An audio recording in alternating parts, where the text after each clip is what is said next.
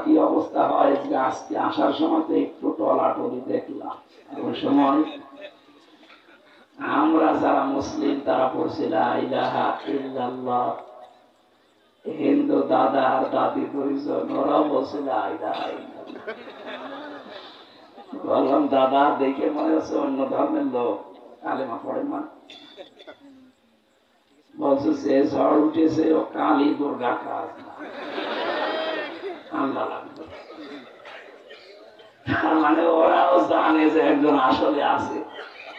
কথা বুঝতেছে? মানে যে একটা শিক্ষিত মানুষ দোয়া করছে আল্লাহ রাব্বুল আলামিনের দরবারে, আমি এ পর্যন্ত যত মানুষকে ইসলাম ধর্মে দীক্ষিত করেছি, মুসলমান বানিয়েছি, অধিকাংশ গুলো শিক্ষিত, বেশিরভাগ সব অনার্স মাস্টার্স করা। ওনাদের কান কোরআন শরীফ বলেছে আগে শেষ করে। ওনার যদি ইচ্ছা হয় যে না এটা পিওর ধর্ম না, খাঁটি ধর্ম না, আপনার যেটা ভালো লাগে সেটা করে। কোরআন 1 বছরের ভেতরে একবার শেষ করার পরে সাক্ষাতে অথবা কল দিয়ে বলে হুজুর যা বলেছি ইসলাম। পৃথিবীতে একটাই মাত্র ধর্ম আল্লাহর কাছে মনোনীত, তার নাম ইসলাম। তার নাম কি? সুতরাং এই শশীতল ছায়া যদি আরো আগে আসতে পারতাম তাহলে আমার জীবনটা আমি আরো কামিয়াব বানাতে পারতাম। বাংলাদেশ, ভারত, পাকিস্তান এই সমস্ত দেশের মুসলমানদেরকে দেখে মুসলমান হচ্ছি না, আমি মুসলমান হচ্ছি আল্লাহর কোরআন দেখে। সুতরাং এই কোরআনে কারিমের আলোচনা চালু থাক। অমুসলিমরাও যদি কোরআন শুনতে চায়, সূরা তাওবার ভেতরে আল্লাহ জানিয়েছেন, হে নবী আপনি তাদেরকেও শোনার ব্যবস্থা করে দেবেন। আমার আনিস ভাই যা বললো আমি খেয়ে হারিয়ে ফেলেছি। ৯৬% মুসলমান আমরা এখানে বাস করি। কোরআন মানুষকে দেওয়া, মুসলিমকে না মুসলমানকে শোনাবে, এজন্য নাকি হামলা মামলার শিকার হতে হচ্ছে। আমার মনে কবরে যাওয়াই ভালো। কি হয়ে গেল বুঝলাম না, এমন হয়ে গেল কেন বুঝলাম। আমি তো কলকাতা আর আসামে সবচাইতে বেশি মাহফিল আমার থাকি করি। আজকেও গতকালকে আসাম থেকে কলকাতা থেকে 2 জন এসেছিল আমার বাড়িতে সকালবেলা। ওনারা এসে বলছে এই কথাগুলো শোনার পর, বাংলাদেশের বিভিন্ন অনুষ্ঠানে বাধা হওয়ার পর আফসোস করছিল, যদিও তারা মুসলমান। বলছে আমরা তো হিন্দু অধ্যুষিত এলাকায় বাস করি, আমরা নামাজ আদায় করছি, ওনাদের ধর্ম পালন করছি, কেউ কাউকে বাধা দেয় না। এই সংস্কৃতি কারা নিয়ে আসতেছে আমি বুঝি না। এটা পাল্টানো দরকার। আমাদের ধর্ম আমরা পালন করব, আপনারা সংখ্যায় কম, আপনাদের ধর্ম আপনারা পালন করবেন, কোনো অসুবিধা নেই। সুতরাং পরিবেশ যেন ঠান্ডা হয়। যারা ষড়যন্ত্র করছেন এই সমস্ত বিষয়গুলো নিয়ে আপনি থামেন। 100 বছর পরে আপনি এখানে থাকবেন না, আমিও থাকবো না। নতুন মানুষ এসে দুনিয়া চাষ করবে। বেকার নিজের কপালটা নষ্ট করে কবরে যান, জাহান্নামে কপালে চলবে না। আল্লাহ আমাদেরকে যেন অন্তত হেদায়েত দান করেন, আমি দোয়া করছি। মুসাফির অবস্থায় আছি, মাজলুম অবস্থায় আছি, অসুস্থ অবস্থায় আছি। গত 5-6 দিন ছিলাম রংপুর, কুড়িগ্রাম, লালমনিরহাট এই সমস্ত এলাকায়। গরিব মানুষ তো, ওরা ফ্যান দেয়নি আপনাদের মতো। দিনের বেলায় মাহফিল ছিল, গা ঘেমে ঘামটা শরীরে বসে যাওয়ার কারণে গলা বসে গেছে। কণ্ঠের মালিক আল্লাহ। কে? খালাকাল ইনসান আল্লামাহুল বায়ান। আল্লাহ বলেন মানুষ আমি বানিয়েছি, আর মানুষকে কথা বলা শিখিয়েছি আমি। এই যে খালাকাল ইনসান আল্লামাহুল বায়ান, মানুষকে কথা বলা শিখিয়েছে কে? বিজ্ঞান এখন আয়াত নিয়ে গবেষণা চালিয়েছে যে মানুষ কথা বলে, এটা আল্লাহ নাকি শিখিয়েছে। কয়েক ইঞ্চি জায়গা, এই জায়গাটা পরীক্ষা করে দেখা গেল এক একটা কথা তৈরি হতে এখানে 27টা স্তর পার করে ধাক্কা লাগার পর একটা কথা তৈরি হয়। টের পাচ্ছেন কি বললাম? কথা বন্ধ হয়ে গেলে কি হয় 4-5 দিন আমি টের পাচ্ছি। যার যে নিয়ামতটা থাকে না ওইটার কদর ওর কাছে খুব বেশি। যার পা নেই ও মনে করে দুনিয়ার সবচাইতে উত্তম সম্পদ পা। আমার যেহেতু গলা আজ 3 দিন 4 দিন নেই, আমি টের পাচ্ছি যে গলা কি জিনিস। সামান্য ভাইরা একটু চোখ করে থাকবেন, আমার কণ্ঠটা যেহেতু আল্লাহর হাতে, সবার কাছে দোয়া চাচ্ছি, নিজেও দোয়া করছি, এতগুলো মানুষকে আল্লাহ যেন অপমান না করে, আমার কণ্ঠটা যেন ছেড়ে দেয়। নাকি আল্লাহর ওই ক্ষমতা এখন মনে হয় নেই? অবশ্যই আছে, উনি চাইলে পারবে। দোয়া করেন আল্লাহ আমার কণ্ঠটা 1-1.5 ঘন্টার জন্য যেন কুদরতি ভাবে ছেড়ে দেন, বলেন আমিন। মাহফিলের প্রধান অতিথি আমাদের মাননীয় জাতীয় সংসদ সদস্যর জন্য আবার দোয়া করছি। তোমার কোরআনের জন্য সে দুনিয়ায় যতটুকু এগিয়েছে তাকে তুমি কিছু না দিয়ে ফেরাওনি। আল্লাহ তুমি একেও কিছু দাও। পৃথিবীর শ্রেষ্ঠ সম্পদ আমরা চাই, হেদায়েত যেন তার নসিব হয়, বলেন আমিন। সম্মানিত অতিথি, বিশিষ্ট আইনজীবী, আমাদের খুলনার সন্তান, এ বিভাগে আমার বাড়ি তো বাংলাদেশের যে জেলায় যায় খুলনার নামটা আমার আগেই মুখে থাকে, যদিও বাড়ি আমার কুষ্টিয়া। বিভাগ কোনটা? আমি যদি কক্সবাজার যাই, যদি বলি আমার বাড়ি হালসা, কি আমাকে আগেও চিনবে? ওরে বলা লাগবে বাড়ি প্রথমে খুলনা। খুলনা কোথায়? কুষ্টিয়া। কোন জায়গার নাম আসে প্রথম? বলেন। আপনারা কাছাকাছি আছেন, একটু আমি দূরে আছি, কিন্তু বিভাগ তো আমার এইটা। আমি এই বিভাগের সন্তান, এই জন্য আমি গর্ব করছি। আলহামদুলিল্লাহ, বহু নিয়ামত আল্লাহ এই বিভাগে দিয়েছে।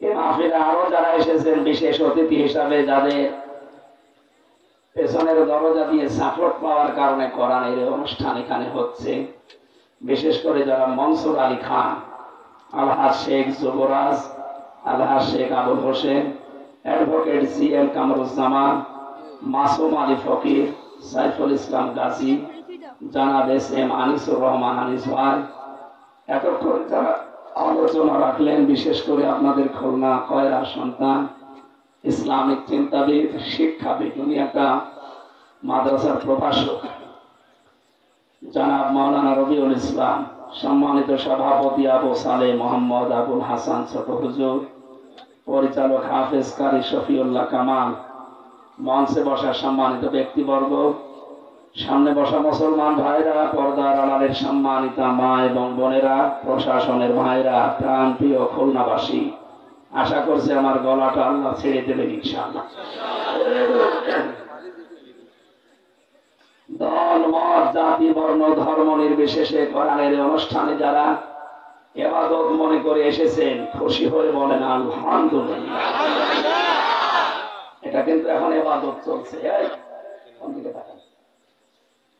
আমার চেহারা কি খারাপ না? যদিও 3 বছর জেলে থাকার কারণে একটু কাবু হয়ে গেছি, আমি আবার সুস্থ হব ইনশাআল্লাহ, আশা করছি। 3 বছরে যা খেয়েছি, ছিলাম হাই সিকিউরিটিতে, যদিও মামলা আমার মূল্য শুরু, কিন্তু রেখেছিল ফাঁসির কন্ডেম সেলের ভেতরে। কষ্ট দিয়েছে বেশি আমার আর মাওলানা মামুনুল হককে। এক জায়গায় 3টা বছর এক ঘরে 24 ঘন্টা আল্লাহর ওলিরা তালাবদ্ধ রেখে দিয়েছি। সময় পেয়েছি, ওনার কাছে বহু এলেম আমি পেয়েছি। পড়া কোরআনে কারিম আল্লাহ আমাকে সুযোগও দিয়েছে, সময়ও দিয়েছে। এটা প্রায় 75 বারের উপরে শুধু অনুবাদ শেষ করেছি। 450 বারের উপরে কোরআনে কারিম আল্লাহ আমাকে ওই 3 বছরে এক ঘরের ভেতরে পড়িয়েছে, তাহাজ্জুদের নামাজ আর নফল নামাজ দিয়ে। এই সুযোগটা বাইরে থাকলে হয়তো জীবনও পেতাম না, কারণ এই 2.5 মাস 3 মাস বের হয়েছে, ধকল যাচ্ছে। কালকে ছিলাম বরিশালের মেহেন্দিগঞ্জ, ওখান থেকে কুষ্টিয়া, সকালে ছিল ঝিনাইদহ, এরপরে আজকে এখানে, কালকে কুমিল্লা, এরপরের দিন কক্সবাজার, এরপরের দিন আবার সাতক্ষীরা। যদিও বাকি অনুষ্ঠানগুলো আল্লাহর ওলিরা বন্ধ করে দিয়েছে, সুবহানাল্লাহ। দোয়া করছে ওই মানুষগুলোর জন্য। আমির হামজা নামটা যাদের কাছে অ্যালার্জি, নাম কি পাল্টিয়ে ফেলবো? নরম নাম দেব, সলিম মসজিদ দিয়ে দিল, তাহলে আর বাধা দেবে না। প্রশাসনের কাছে গেলে বলে এই নাম সমস্যা, কি সমস্যা? আমির হামজা নাম শুনলে ওদের ভয় লাগে, অথচ আমার শরীর চলে না। কণ্ঠের অবস্থা যা বলেন, শরীরে কণ্ঠ নেই, আর 3 বছর আপনি যা খাওয়াইয়েছে মানুষ বেঁচে থাকার মতো। ভেট হলে একেবারে কল কব্জা সব নড়বড় হয়ে গেছে। আজকে তো একটু ভালো খাবার পেয়েছি আপনাদের এলাকায় এসে।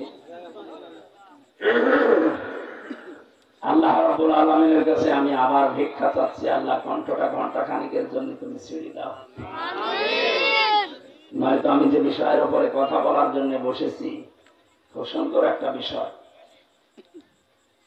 আজকে সূরা কসস থেকে পড়েছি, এটা নতুন বিষয়, খুব গুরুত্বপূর্ণ বিষয়, বাংলাদেশের সাথে মিলে যাবে ইনশাআল্লাহ। আর আপনারা জানেন আমি এখানে মনে হয় 18 সালে না 19 সালে এসেছিলাম, 17 সালে। এরপরে আসতে চাই, কিন্তু ব্যাকওয়ার্ড জায়গা তো, আর আমি সাঁতার জানি না, ভয় লাগে। তারপরও আসবো, সামনে আবার আসবো ইনশাআল্লাহ। পরিবেশ আসবে আমাদের অনুকূলে, আমি আবার আসবো। এখানে যিনি বসে আছেন এই বাগেরহাট সদরে ভট্ট কনকপুর মাদ্রাসার সম্মানিত প্রিন্সিপাল, হাজারো আলেমের উস্তাদ। আপনাদের এলাকা থেকে শুনলাম 150 ছেলে ওনার কাছে পড়ে। হাফেজ মাওলানা আহমেদ আলী হায়াতে তজ্জেবা সিহাতে কবিয়া কামনা করছে, ইটসাফাতি পড়ে যাচ্ছে, একেবারে রওশনের সাথে মতো হয়ে গেছে। আমি চলে চলে একটা ইট দাও।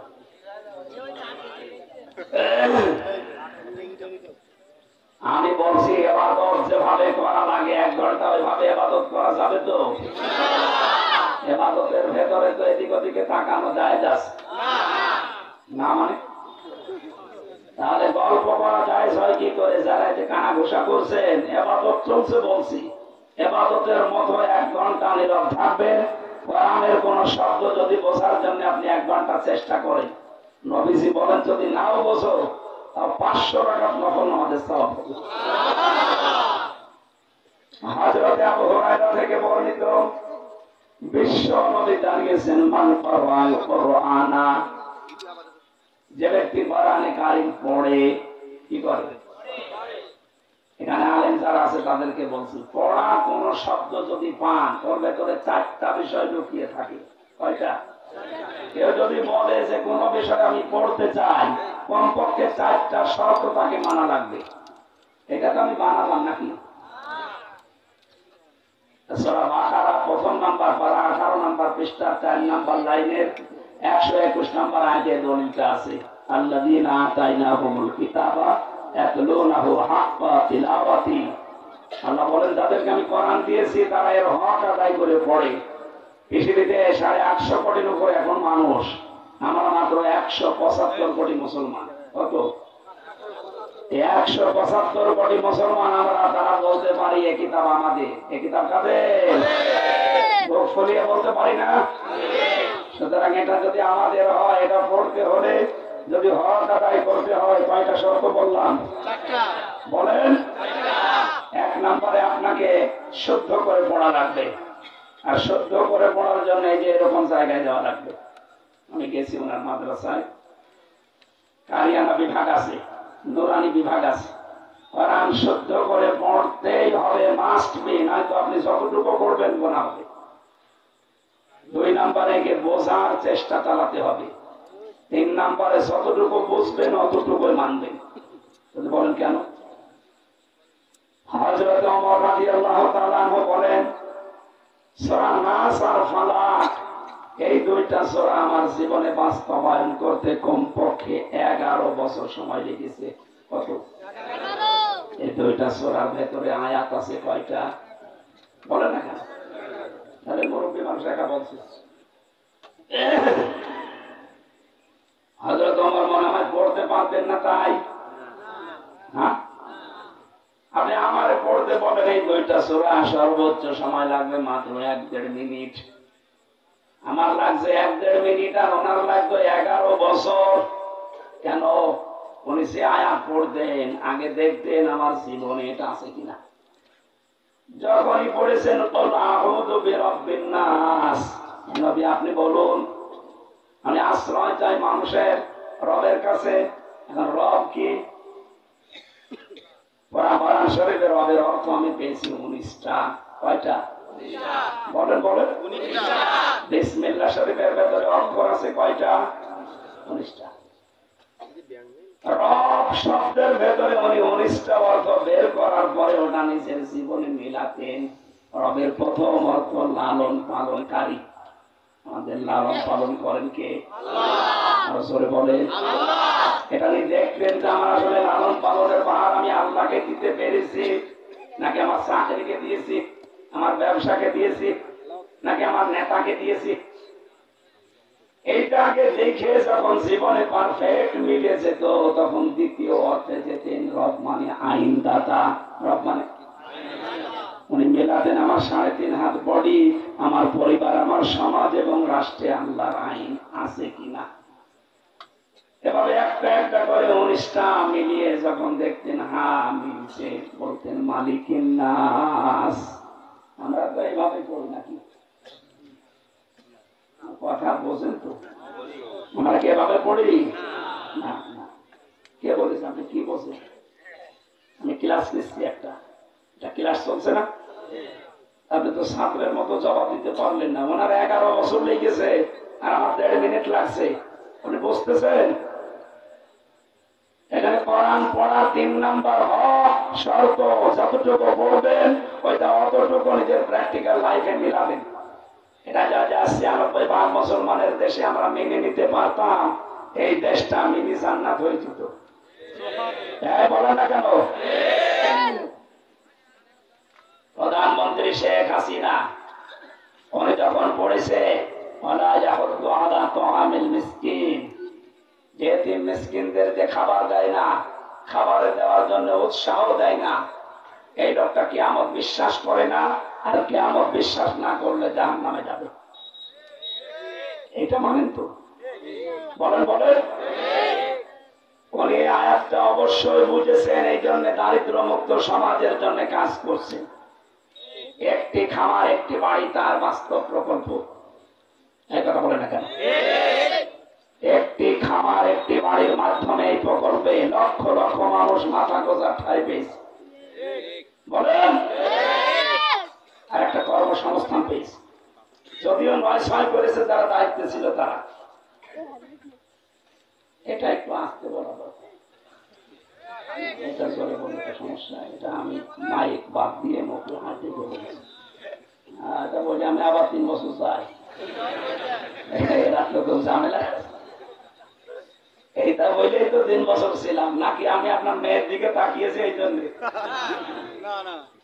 আপনার মেয়ের দিকে যেন তাকানো না লাগে, এই জন্য আমার দাদা সেই 2nd ইয়ারে থাকতে আমার বিয়ে যা লোকের মেয়ের দিকে তাকানো দরকার।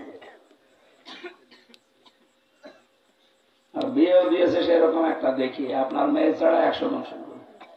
সুতরাং আপনার মেয়ের দিকে তাকানো লাগবে, ওই রকম চোখ আমার এখন আর নেই। আপনার মেয়ের দিকে আমি তাকিয়েছি এই জন্য আপনি 3 বছর জেলে রাখলেন না, বিষয়টা এটা না। আমি এই দুর্নীতির বিরুদ্ধে কথা বলতাম। আল্লাহ ঘর মসজিদ 560টা বানিয়েছে, যদি সঠিকভাবে টাকাগুলো যেভাবে এসেছিল ব্যয় হতো 1000-এর উপরে মসজিদ বানানো সম্ভব হতো। বলছে না যে কাজ হয়নি, তা না, কাজ হয়েছে। 560টা মসজিদে যত মানুষ সেজদা দেবে, এই সেজদার সওয়াবগুলো আল্লাহ যেন বঙ্গবন্ধুর কবরে পৌঁছিয়ে দেয়। তো আপনাদের সাথে মনে হয় লোকটা রাগারাগি আছে, দোয়া করতে সমস্যা কি? সে দেশটা স্বাধীন করে আমাদের দিয়ে গেল, আজাদ করে দিয়ে গেল, তার জন্য দোয়া করা নিষেধ? দোয়া করছে বঙ্গবন্ধুর জন্য খোলা মন নিয়ে মুসাফির অবস্থায়, আল্লাহ তাকে সত্যিই যেন মাফ করে। শুধু নিজে খেয়ে পরে বাঁচবেন, মানুষের খোঁজ খবর রাখবেন না, আপনার কোরআন পড়া হয়নি। যতটুকু পড়বেন ওইটা আপনার জীবনে থাকা লাগবে। সত্যি কথা বলছি, যেভাবে আমরা পড়ি যতটুকু যদি মেনে নিতে পারতাম, এই দেশটা আমার মনে হয় আরো এগিয়ে যেত। পৃথিবী এগিয়ে যাওয়ার জন্য এটা আল্লাহ দিয়েছে। এটা মনে হয় আমি বানালাম না, মানে কোথায় আছে বলো?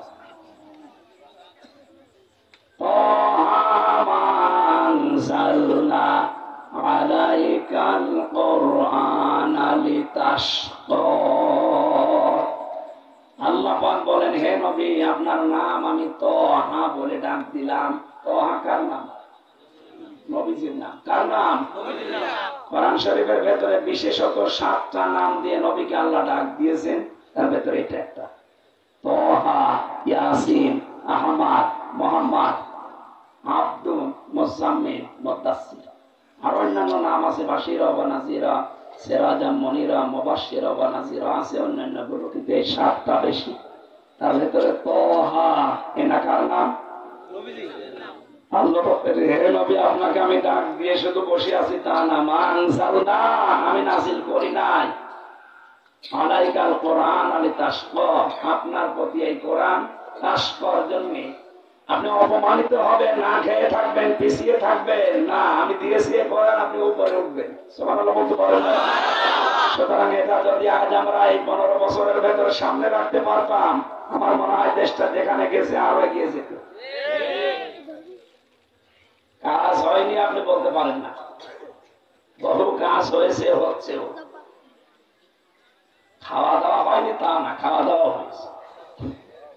এই খাওয়া দাওয়ার কারণে অনেকে বাইরের দেশে এখনো জেল খাটতেছে বেগম পাড়া বানানোর কারণে। কথা বুঝতেছে? কাজ হয়েছে, তার বাস্তব চিত্র আমরা পদ্মা সেতু, বঙ্গবন্ধু টানেল, 560টা মসজিদ, এগুলো একেবারে চোখে দেখা। সব খালি বদনাম আর বদনাম করলে হবে না, এই কাজগুলোর সুনাম করা লাগবে। পৃথিবীতে যে যে কাজ করে আপনি যদি সুনাম না করেন, আল্লাহর শুকরিয়া আপনি আদায় করেন না। সুতরাং প্রধানমন্ত্রীকে ধন্যবাদ জানাচ্ছি, দারিদ্র মুক্ত সমাজ এবং দেশ গঠন করার জন্য যে ভূমিকা নিচ্ছে, এটা কোরআনে কারিমের 3 নাম্বার পয়েন্ট। কয় নাম্বার? কোরআন যদি কেউ হক আদায় করে পড়তে চায়, যতটুকু পড়বে ততটুকু মানবে, এটা হক। 4 নাম্বার কি? 4 নাম্বারে হচ্ছে আপনি যতটুকু পড়লেন, মানলেন, নিজে হবে না, ওটা যেন মানুষ মানতে পারে সেই ব্যবস্থা করে দেওয়া লাগবে। এইটা করতে গেলে আমরা জাতির কাছে কালার হয়ে যাই। এক কথা বলেন না কেন?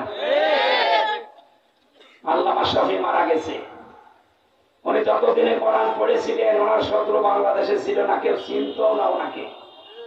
যতদিন বুঝেছিলেন, ওনার শত্রু ছিল না, চিনতও না। যতদিন তিনি মেনেছিলেন, শত্রু ছিল না। যেই বলেছেন আমি মানতে চাই এবং মানুষকে কোরআনের আয়াত মানাতে চাই, আল্লাযীনা ইউযুনা রাসূলাল্লাহ লাহুম আযাবুন আলীম। আল্লাহ বলেন, রাসূলকে যারা কষ্ট দিচ্ছে, দেবে। ইউযুনা এটা মুজারি, বর্তমান, ভবিষ্যৎ, প্রেজেন্ট, ফিউচার। বিশ্ব নবীকে যারা কষ্ট দিচ্ছে, ভবিষ্যতেও দেবে, তাদের জন্য যন্ত্রণাদায়ক আযাব পাঠাবে আল্লাহ। কে বলছেন?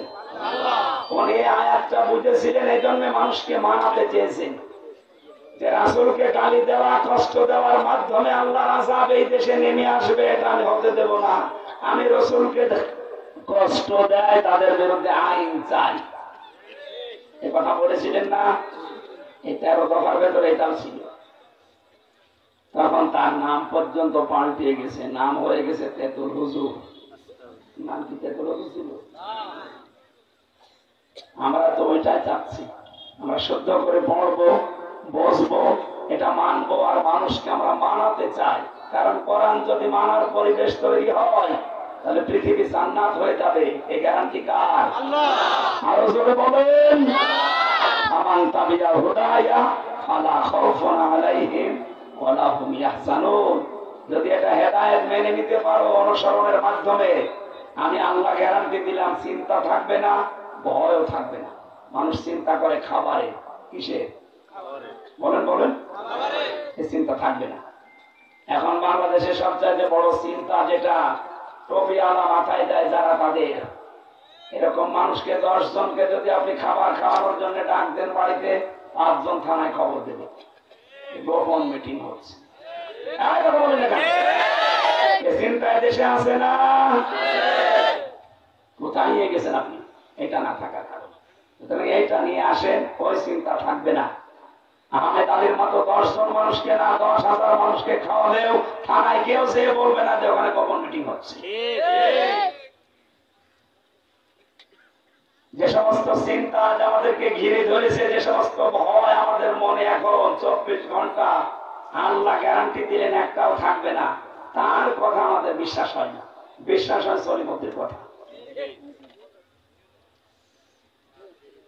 এই জন্য আমরা চাই এটা যদি এই দেশে কায়েম হয়, বাস্তবায়ন হয়, কি হবে বলেন?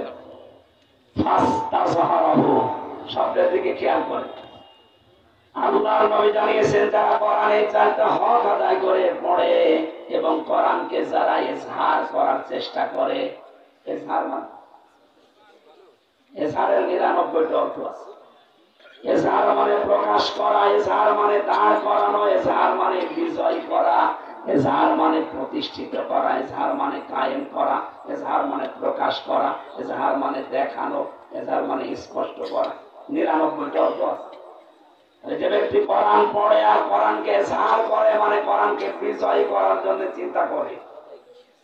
মাওলানা রবিউলের শেষ কথা ছিল কি, তিনি সে আল্লাহ যিনি হক, তিনি হক দিয়ে আপনাকে পাঠিয়েছে পৃথিবীর যত ধর্ম আছে সব পেছনে ফেলে ইসলামকে কায়েম করার জন্য। যদিও কাফের মুশরিক যারা, তাদের এতে মন খারাপ হবে, হয় হোক এ কাজ আপনাকে করা লাগবে। নবী নেই, নবীর উম্মতের দায়িত্ব এখন এটা না? এক কথা বলে না কেন?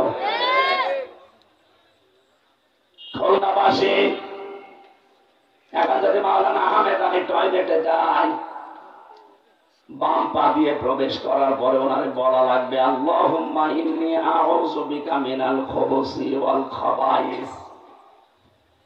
এ কথা মানেন তো?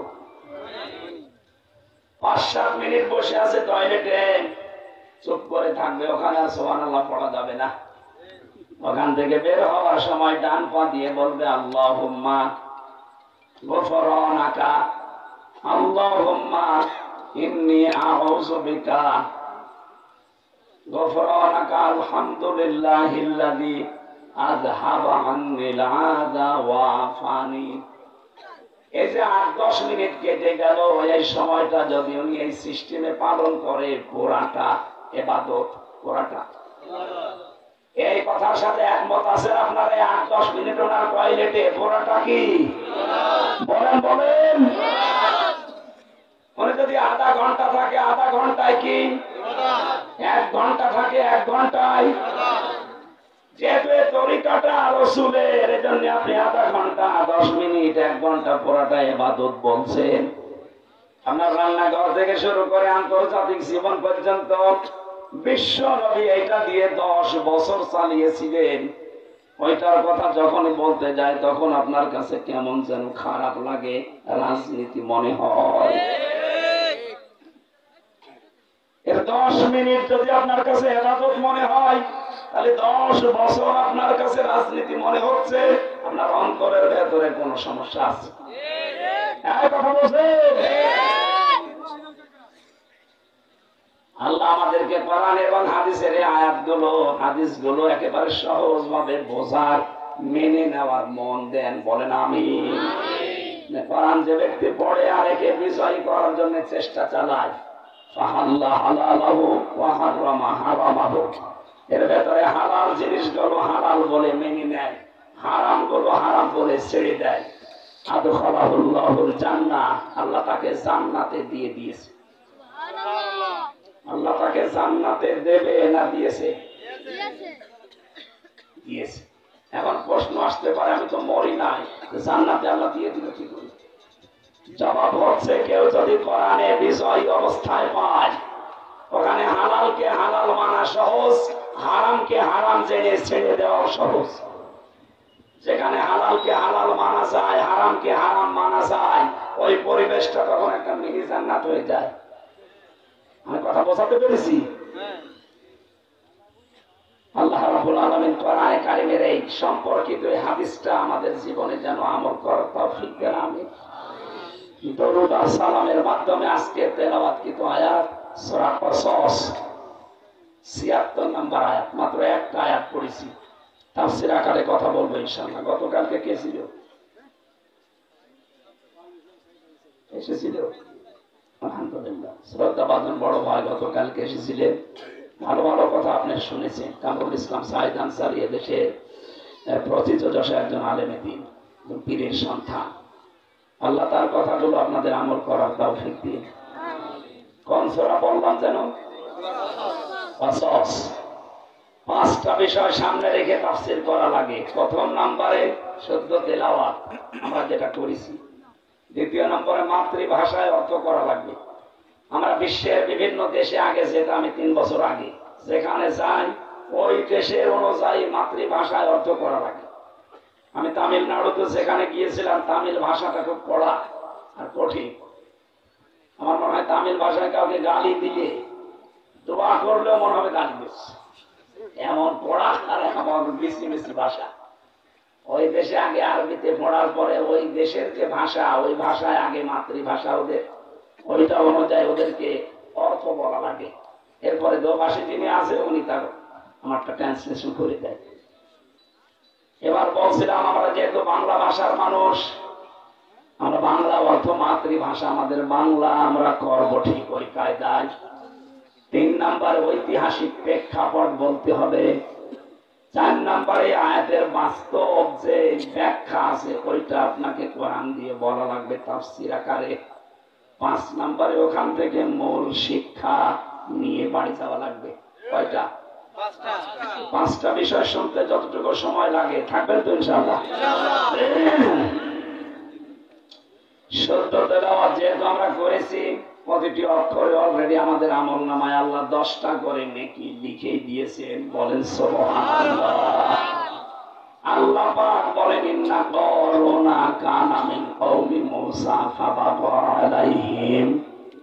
অবশ্যই কারণ ছিল মুসা আলাইহিস সালামের বংশের লোক, সে তাদের প্রতি অবাধ্যতা, সীমা লঙ্ঘন এগুলো করেছিল। ওয়াতাইনাহু মিনাল কুনুজ, আমি আল্লাহ তাকে এমন সম্পদের মালিক বানিয়েছিলাম।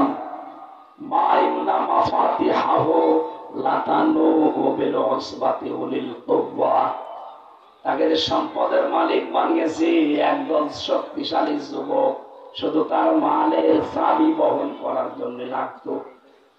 করুণাবাসী, চাবি বহন করতে যদি একদল শক্তিশালী মানুষ লাগে, চাবির চাইতে তালার ওজন বেশি না? তালা বহন করতে কত মানুষ লাগতো বলেন?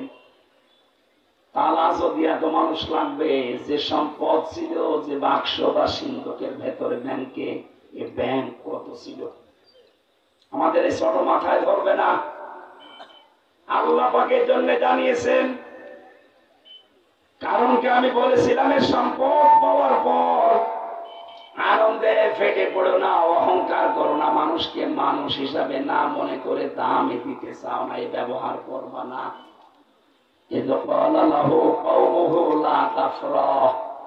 তার বংশের, তার এলাকার যারা সম্মানিত মানুষ, সৎ মানুষ, আলেম যারা, জ্ঞানী যারা, তাদেরকে এই কথাগুলো ওরা বোঝাতো। আলেমেরা ওই সম্পদশালী কারণকে এই কথাগুলো বুঝিয়েছে। সে সম্পদের মোহে পড়ে অহংকার করে মানুষকে মানুষ মনে করে না, এটা বন্ধ করেন। ইন্নাল্লাহা লা ইউহিব্বুল ফারিহিন, অবশ্যই আল্লাহ বেশি আনন্দ করা মানুষকে ভালোবাসেন না। আয়াতের বাংলা অর্থ এটা ছিল। এখানে 3টা বিষয় আমরা পেলাম। কয়টা? আমার গলা নাই ভেঙে গেছে, আপনাদের তো গলা ভালো আছে, জবান ধরে বলেন তো কয়টা? পৃথিবীতে 3টা বিষয় যার কাছে থাকে সে এমনি এমনি গরম হয়। একটা হচ্ছে টাকা, আর একটা হচ্ছে ক্ষমতা, আর একটা নারী। কি বললাম?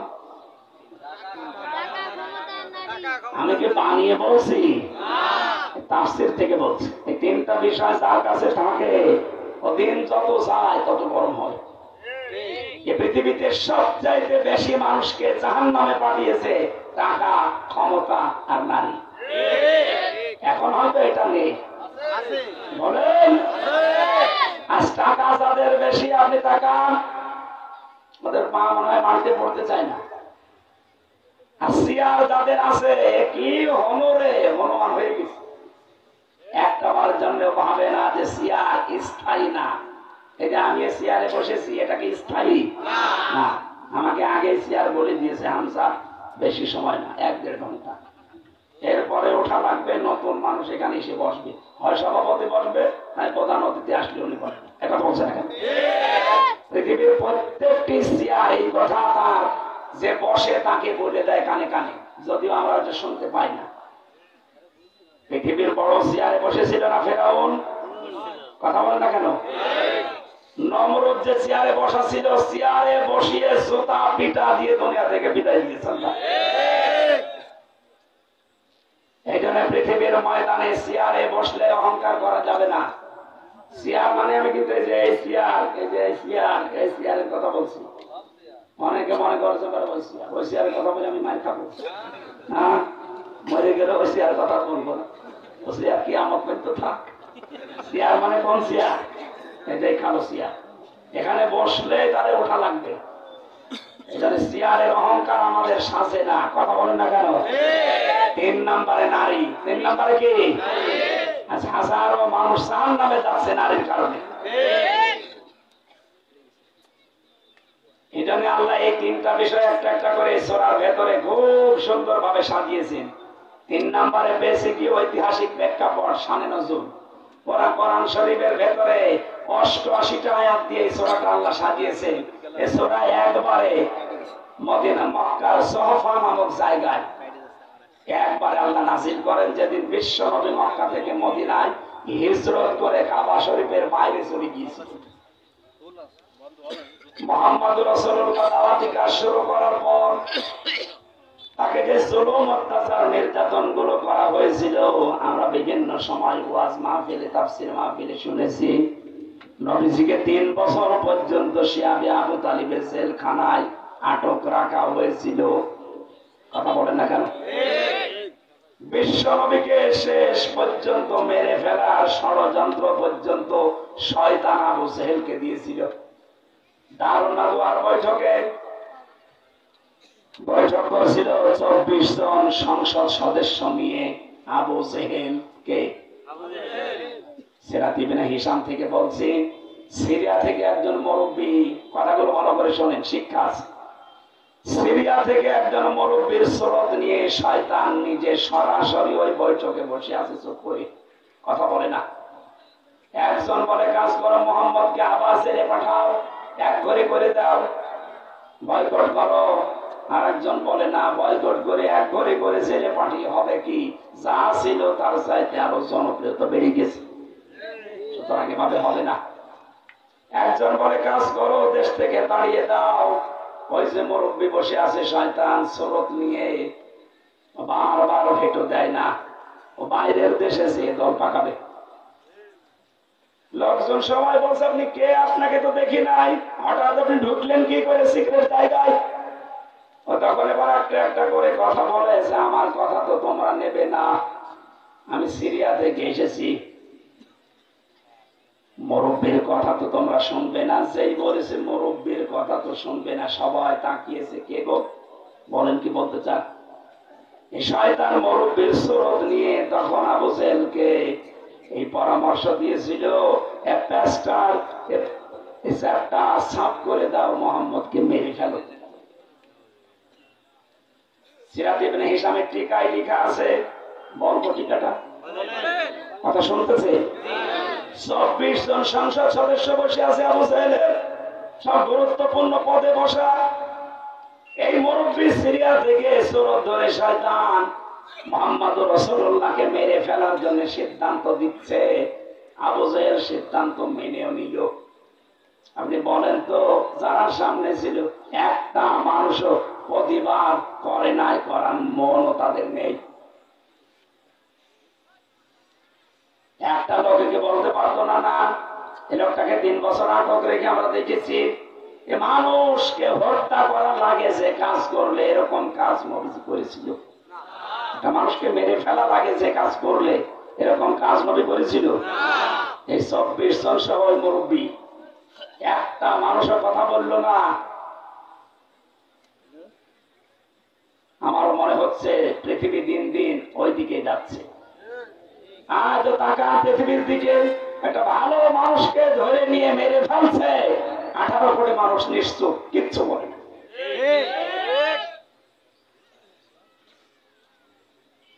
বুঝে শুনে ঠিক বলছেন নাকি ওই পাশের লোক বলছে তাই ঠিক বলছে? বলেন তো ১,৫০০ বছর আগে চা হয়েছিল, আমার মনে হচ্ছে পৃথিবী এখন ওই রকম অবস্থায় যাচ্ছে।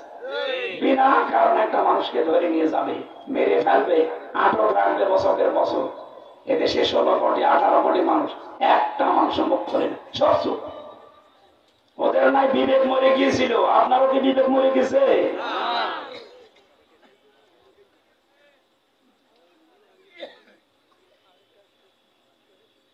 এই শয়তান সিরিয়ার এই মুরব্বির সুরত নিয়ে আবু সাহেবকে বলে, দেখো যে বংশে এসেছে এই কুরাইশ বংশ, এ বড় দামি বংশ, খুব শক্তিশালী বংশ, এভাবে মেরে তোমরা শেষ পর্যন্ত টিকে থাকতে পারবা না।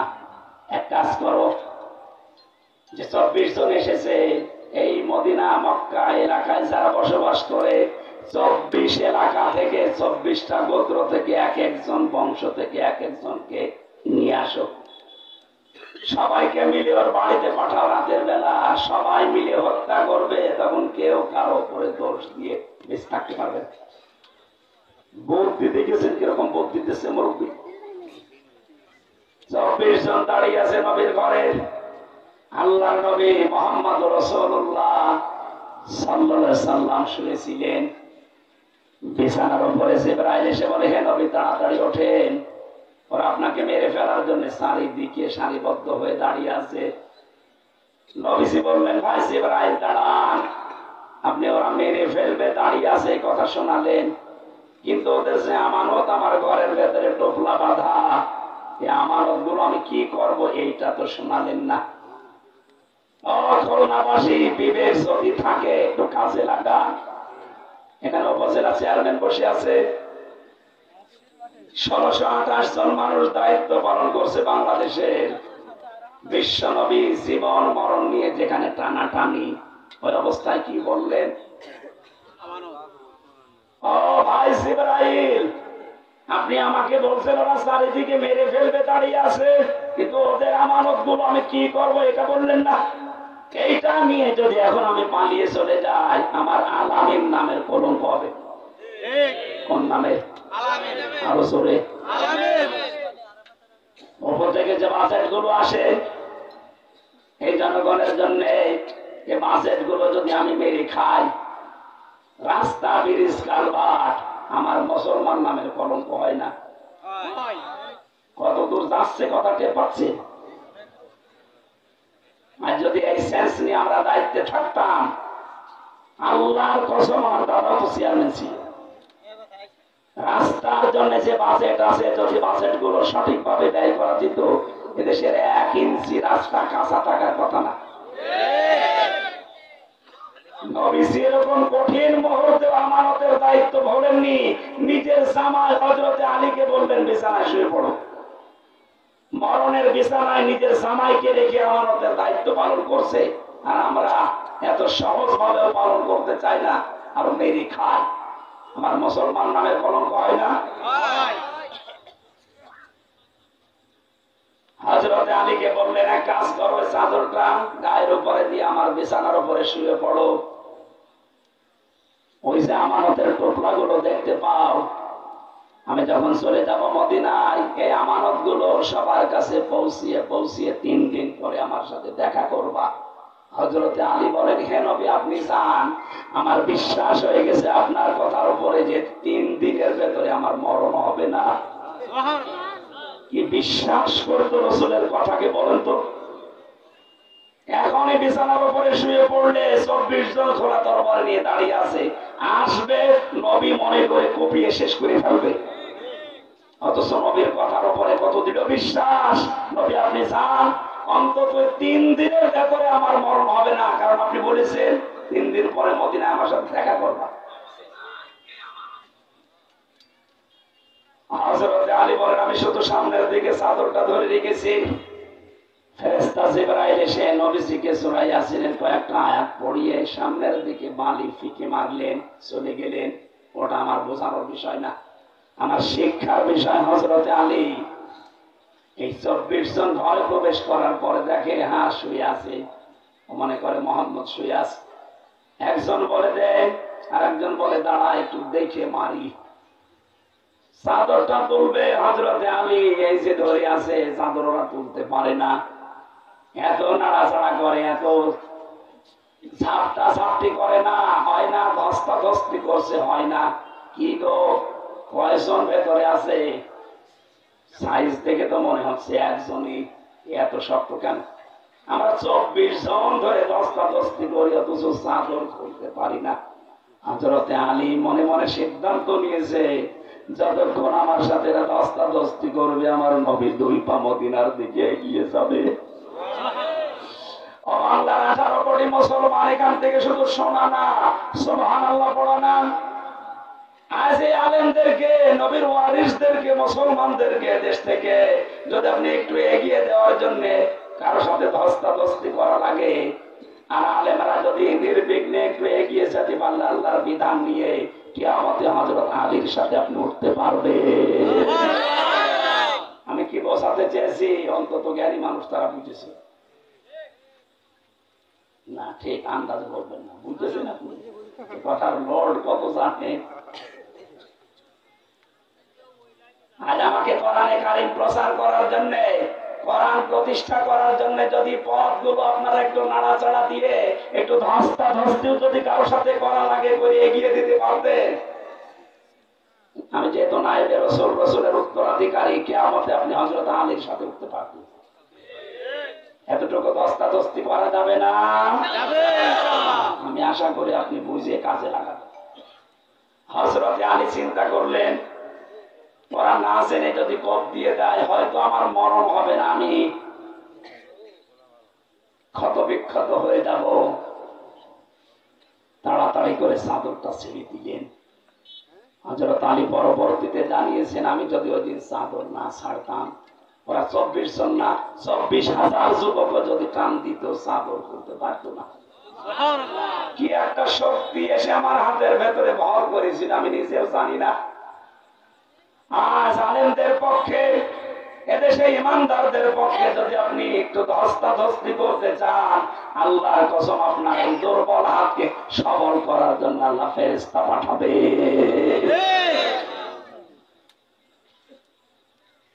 উনি খুলে দিলেন, মুখ দেখার পরে বলে, কে তুই? মোহাম্মদ কই? মোহাম্মদ কই আমি জানি না, তবে তোমাদেরকে একটা গুরুত্বপূর্ণ তথ্য জানাই।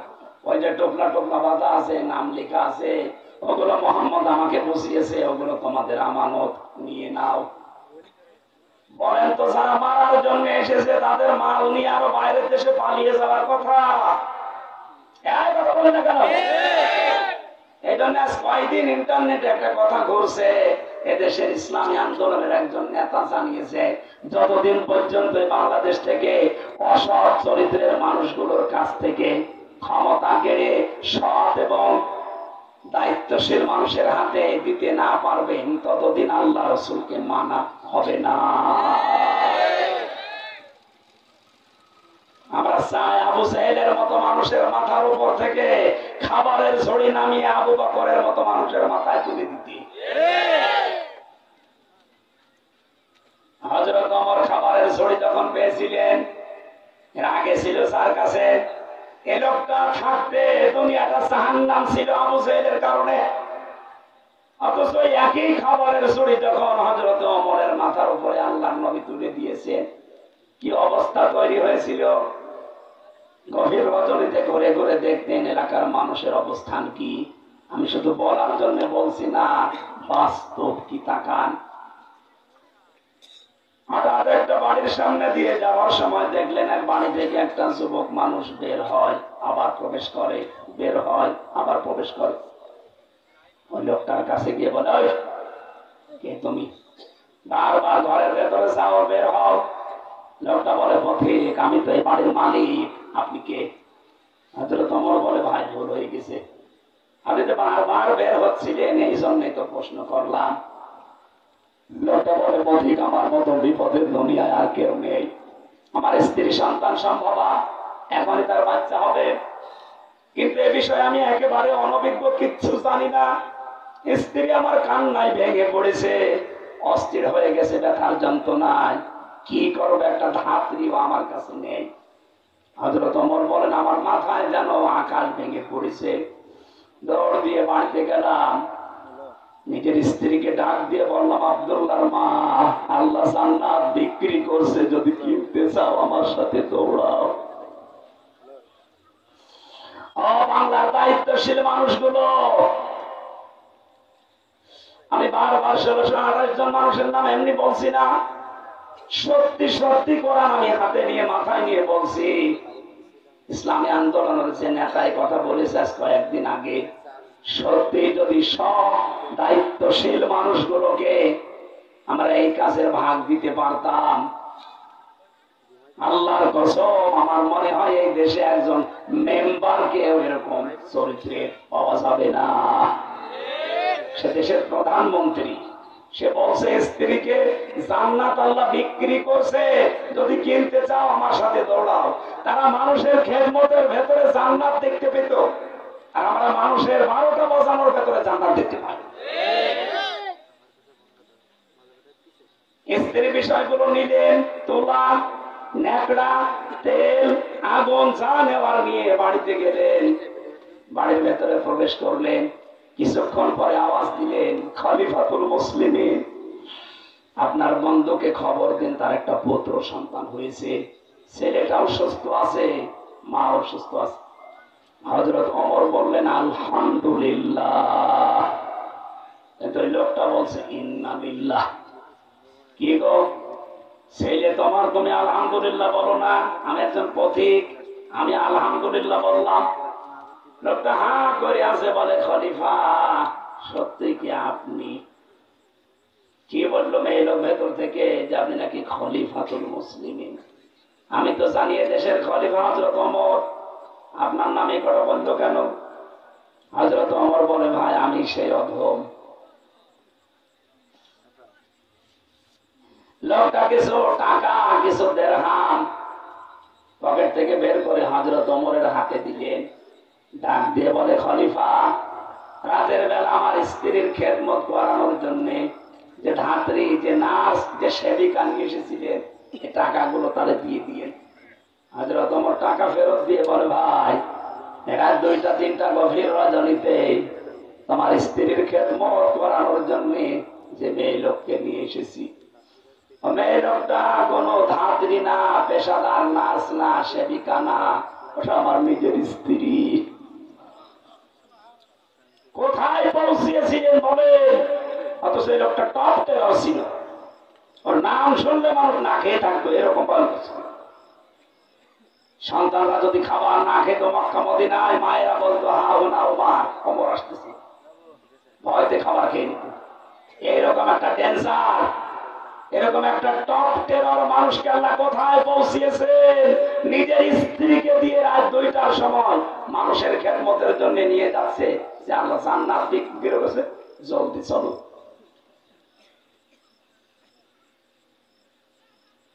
হযরতে আলী রাদিয়াল্লাহু তাআলা আনহু বলেন, আমার বিশ্বাস হয় সময় জন্মিয়েছে 3 দিনের ভেতরে, যেহেতু আমার মরণ হবে না নবীর সাথে দেখা করার আগে, সুতরাং ওরা যা বলে আমি সব হজম করে নিলাম।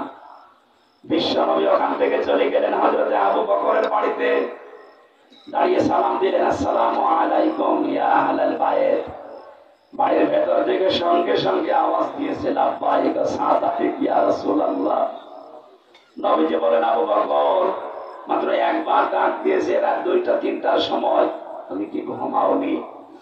হযরতে সিদ্দিক আকবর বলেন, হে নবী, 6 মাস আগে আপনি আমাকে একটু ট্রান্স দিয়েছিলেন যে হিজরত করা লাগতে পারে, আপনি বলেননি যে তোমাকেই নিয়ে যাব, আপনি বলেছিলেন হিজরত করা লাগতে পারে, হয়তো তোমাকে নিতে পারি।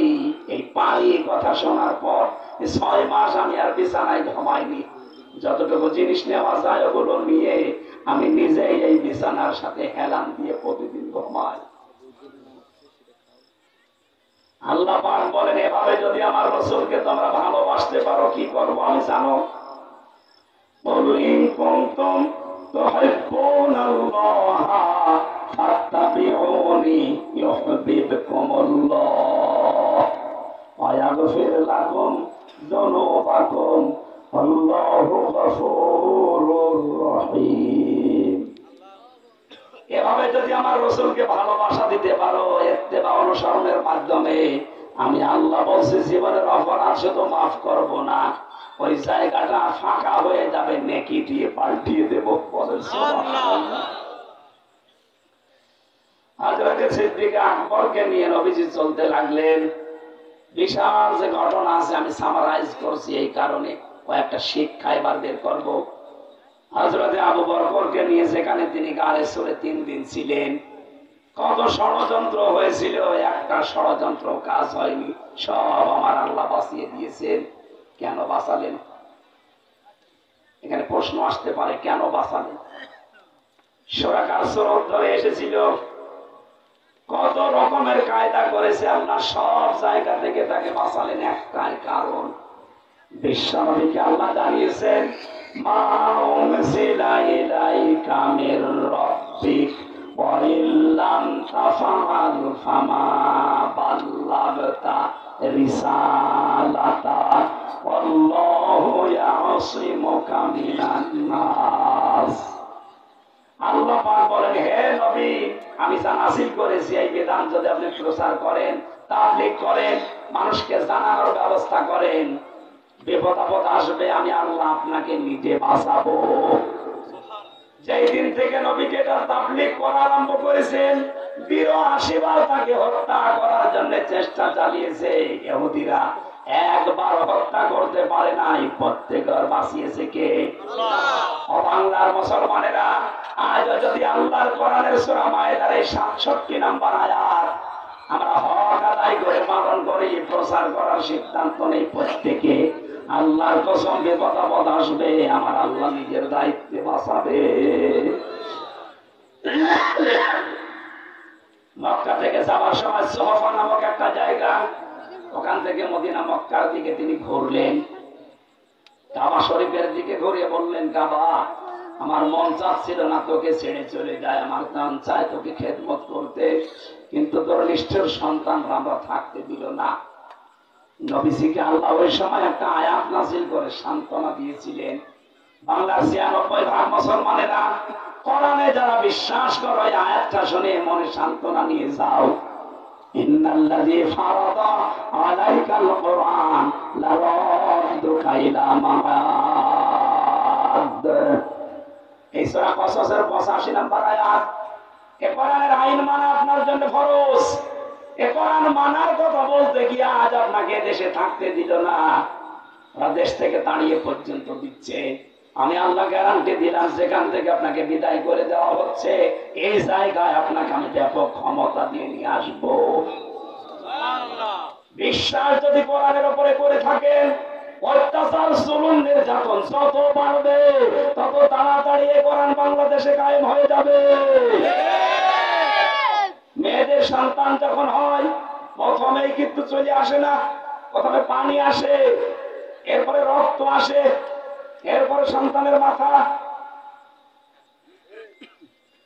৫৩ বছর বাংলাদেশকে স্বাধীন হওয়ার পরে আমাদের পানির মতো জীবন কাটছিল। এরপরে এই কয়েক বছরে আমরা তাম দুনিয়ায় দেখতে পাচ্ছি মুসলমানদের রক্ত চলছে। বাংলাদেশে চলছে না? কত মানুষ গুম হয়ে গেছে, খুন হচ্ছে বিনা কারণে, বছরের পর বছর আটক আছে, রক্তক্ষরণ হচ্ছে হৃদয় দিয়ে তার স্ত্রীর, তার মার, তার সন্তানের। আমারও বিনা কারণে যারা ৩টা বছর কষ্ট দিয়েছে, আমার স্ত্রী থেকে দূরে, মা বাপ থেকে দূরে, আমার ছোট মেয়েটা এখন আমার চিনে না, কারণ ওর ১ বছর রেখে গিয়েছিলাম, এখন ওর ৪ বছর, আমার কাছেও আসেন, আমার চেনেও না, মনে করো আলাদা বুঝু। হ্যাঁ, জেল থেকে বাড়ি যেদিন আসলাম, আমার বলছো হুজুর আমাদের বাড়ি চলে, আমাদের বাড়ি চলে মানে মনে করছো অন্যান্য সময় তো হুজুররা আসে দেখা করার জন্য, মনে হয় আমার একটা হুজুর, হুজুর আমাদের বাড়ি চলেন। আমার মেয়ে থেকে আমার এই দূরত্বটা যারা তৈরি করে দিলেন, আপনার সন্তান, আপনার বউ, আপনার মা বাবা থেকে আল্লাহ কয়েকদিন পর আপনাকেও দূরে সরিয়ে দেবে। আমাকে যেখানে থাকতে দেন না, যেতে দেন না, এই পাশের জেলা সাতক্ষীরা, কোথায় বাড়ি ভদ্রলোকের জানি না, এসেছে দায়িত্বে জেলার, এসে কোরআনে কারিমে কয়েক একজন আলেমের নাম নিয়ে বলেছে এরা ঢুকলে আমি এদেরকে মেরে ফেলবো, গ্রেফতার করবো। জেলা কি তোমার বাবার নাকি? চেয়ার পেয়ে কি হনরে হনুমান হয়ে গেছে? বরদোয়া তো করা লাগে না, মুসাফির অবস্থায় এমনি মুখ দিয়ে চলে আসতেছে। যাদের কারণে বাংলাদেশ আমি কোরআন প্রচার করতে পারি না। প্রথমে দোয়া করলাম, আল্লাহ হেদায়েত দাও। যদি তোমার এলমে জানা থাকে যে ওগুলো আর ভালো হবে না, ওগুলো তাড়াতাড়ি ক্যান্সার তুলে নাও। কারণ 3টা বছর বাইরে থাকলে আমার মনে হয় আরো 150 মানুষ মুসলমান হইত। 4-5 বছরে 151 জনের উপর আমি মুসলমান বানিয়েছিলাম। 3 বছর আরো বেশি হতো না? এই বের হওয়ার পরও কয়েকজন হয়েছে। আমার চেহারাতে কি হয় বলেন? 3 বছরের প্রতিদিন তাহাজ্জুদের নামাজ আমার দোয়া ছিল এটা, আল্লাহ যদি মুক্ত বাতাসে আমার নিয়ে যাও, তোমার বান্দা বান্দীদের কোরআনের কথাগুলো সহজ সরল ভাষায় বোঝাতে পারি, আর ওরা যেন সহজে বুঝতে পারে, সেই তৌফিক আমাকে ভিক্ষা দিও। আল্লাহকে দিয়েছি। আমি অল্প সময় কথা বললো মানুষ বোঝে যে আমি বোঝাতে চাই কি। বোঝা যাচ্ছে না? আর যারা আমরা বিভিন্ন কায়দায় দূরে সরে যাচ্ছি, আল্লাহর কসম রদ্দ কায়দা আমার তাকিদ দিয়েছেন আল্লাহ। অবশ্যই আপনাকে আমি এই জায়গায় বড় ক্ষমতা দিয়ে ফিরিয়ে নিয়ে আসবো। আমি ওই আয়াতের উপর 100 বার বিশ্বাস করে দাঁড়াচ্ছি, এদেশে আবার ইসলামের গতি সঞ্চার হবে, কালেমার পতাকা আবার উঠবে, আবার আলেমদের জন্য বাংলাদেশ মুক্ত হবে ইনশাআল্লাহ।